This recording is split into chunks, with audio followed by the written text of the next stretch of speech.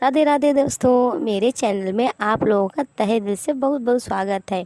और मेरे वीडियो को अंत तक देखने के लिए भी आप लोगों का बहुत बहुत धन्यवाद। आज बात करते हैं कि 9000 साल से कहाँ है द्वारिका नगरी। दोस्तों, क्या कभी आपने सोचा है कि श्री कृष्ण की नगरी पिछले 9000 सालों से आखिर कहाँ है। वैसे तो यही समझते हैं कि डूब गई थी, पर डूब कर कहाँ गई होगी, कहाँ है। आपको जानकर हैरानी होगी कि ये नगरी आज भी समुद्र की गहराई में मौजूद है। जी हाँ दोस्तों, आपने एकदम सही सुना। रिसर्च की माने तो खुदाई में मिली द्वारिका नगरी 9000 साल पुरानी है। इससे पहले आपको बता देते हैं कि आखिर द्वारका का निर्माण कैसे हुआ। दरअसल माना जाता है कि द्वारिका को बसाने के लिए श्री कृष्ण ने समुद्र देव से जमीन ली और रातों रात विश्वकर्मा ने इस नगरी का निर्माण कराया। ये नगरी खूबसूरती और बेहतरीन वास्तुकला की मिसाल थी, लेकिन श्री कृष्ण की मौत के बाद ये नगरी समुद्र में डूब गई। वहीं इसके डूबने के दो मुख्य कारण थे। पहला था माता गांधारी द्वारा दिया गया श्री कृष्ण को श्राप, और दूसरा ऋषियों का अपमान किए जाने पर द्वारा श्री कृष्ण के बेटे सांप को मिला था श्राप। यही श्राप यदुवंशियों और उनके द्वारिका के नाश का कारण बन गए थे। बता दें कि द्वारिका महाभारत युद्ध में 36 साल बाद डूबी थी। द्वारिका के समुद्री अवशेषों पर पहली नज़र भारतीय वायुसेना के पायलटों की पड़ी थी, जो समुद्र के ऊपर से उड़ान भर रहे थे। इसके बाद 1970 में जामनगर में गजेटियन में इसका उल्लेख किया गया है। इसके पहले लोगों का मानना था कि द्वारका नगरी नहीं हो, कोई इतिहास ही नहीं है।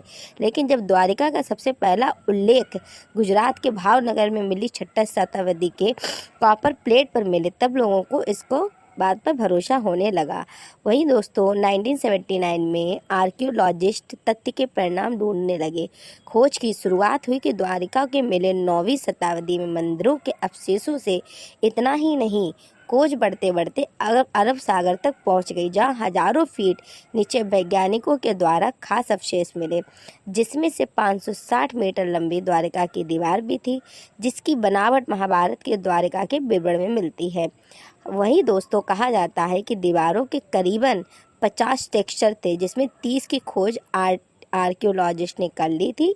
इसके साथ ही उन्हें यह सब बर्तन भी मिले जो लगभग आज से 1528 से लेकर 3000 BC से लगभग रहे होंगे। ये सभी चीज़ें इस बात को चीख बयां करती हैं कि द्वारिका आज भी समुद्र के अंदर मौजूद है।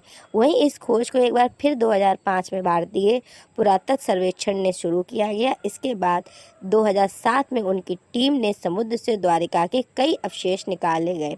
वहीं इन अवशेषों के नमूनों के देश में नहीं बल्कि विदेशों में टेस्टिंग के लिए भेजा गया था, जिसके बाद ये पता चला कि ये सभी अवशेष तकरीबन 9000 साल पुराने हैं। विदेश के वैज्ञानिक जिसे इस पूरे मामले में जानकर काफ़ी चौंक गए थे। दोस्तों, विशेषज्ञों के समुद्र के अंदर ही नहीं बल्कि ज़मीन के अंदर भी खुदाई की, जहाँ 10 मीटर की गहराई पर सिक्के और कई तरह की कलाकृतियाँ भी प्राप्त हुई थीं। बता दें, ज़मीन के नीचे मिली चीज़ों और समुद्रों के अंदर मिली चीज़ों में कई समानताएं मिलती हैं। दोस्तों, आपको बता दें, धार्मिक पुस्तकों के आधार पर महाभारत युद्ध के 36वें साल में द्वारिका नगरी का बहुत अपशकुन होने लगे थे। कान्हा ने सभी यदुवंशी पुरुषों को तीर्थ पर जाने के लिए कहा था।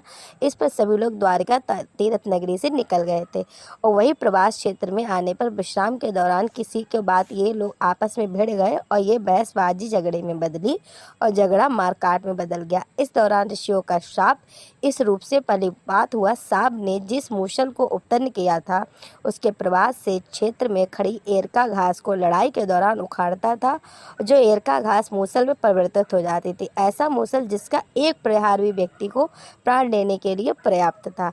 इस लड़ाई में श्री कृष्ण के पुत्र प्रद्युम्न भी मारे गए थे। वही इसके बाद अर्जुन ने द्वारिका पहुंचकर वासुदेव जी से कहा था कि वह नगर में शेष बचे सभी लोगों को हस्तिनापुर चलने की तैयारी का आदेश दें। फिर अर्जुन ने प्रवास जाकर सभी यदुवंशियों को अंतिम संस्कार किया। अगले दिन वासुदेव जी प्राण त्याग दिए और उनका अंतिम संस्कार कर अर्जुन सभी महिला बच्चों को लेकर द्वारिका से निकल गए। जैसे ही उन लोगों ने द्वारिका को छोड़ा, द्वारिका का राजमहल समुद्र नगरी में समा गई। उसी नगरी के पिलर अवशेषों के बारे में समुद्र में जुड़ी अलग अलग रिसर्च के दौरान जानकारी मिलती रहती है। तो दोस्तों, मेरी जानकारी आपको कैसी लगी? मेरी जानकारी आपको पसंद है तो प्लीज़ एक कमेंट बॉक्स में कमेंट करके ज़रूर बताइएगा। जय श्री राधे दोस्तों।